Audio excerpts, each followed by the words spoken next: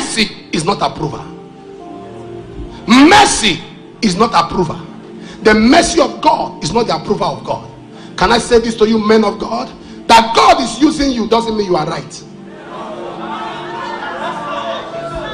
That God is using you doesn't mean you are right. That the hand of God is heavy on your life does not mean. He said, if you don't praise me, I will raise up stones to praise me. But sir, stones won't go to heaven. They will praise him and be dumped. When we saw the accuracy of the young prophet in 1 Kings chapter 13, we said this is one that walked with God, but he was eaten and killed and dumped somewhere. Balaam was going on an assignment that he was not sent by God, and he was prophesying accurately. If you see the statements of the Balaam, you will see a man talking about the Messiah. He was speaking about what will happen in Matthew, yet he was going somewhere that God did not approve. Gifts can deceive, but fruits can't deceive. Let them grow together. There are some of you who are living in error and your church is growing. You think God has endorsed. You know what God has said to the angels? Let them grow together. Let the wheat and the tares grow together. You are living in error and you are buying lands. You are living in error, you are buying jeeps. You are manipulating people. You are shortchanging destinies. You are taking people's money, and yet you are popular on television. You are duping people, stealing from people, and God is quiet and miracles are happening. What God has said is let them grow together.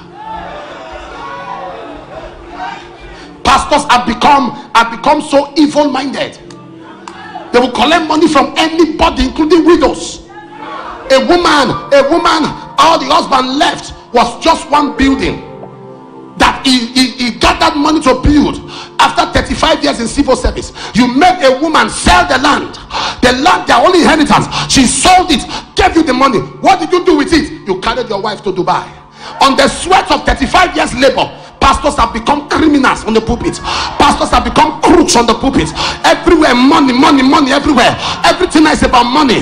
The success of a program now is how much came. Now there is now divide, kill and divide. I preach for you. What will you give me? This is how much I raised. What a cursed generation.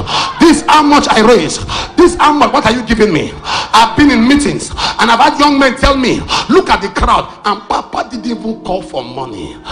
Look at the mentality. Why would Papa call for seed? Why would Papa call for this? And I said to them, this is our generation. When we have become so money conscious, not how many souls are saved, not how many lives are blessed, how much came in. Your wife asks you for money, you say I don't have. Remind me after Sunday service. So your mentality is, after Sunday people will drop money so I can meet your needs.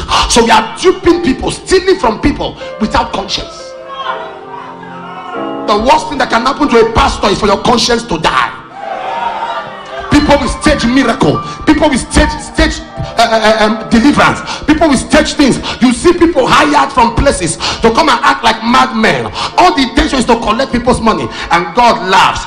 As that man does it, he doesn't drop them. And the angel said to the Lord, why are you permitting this? He said, let them grow together.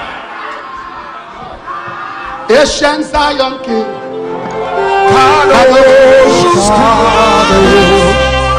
you are mighty on your throne.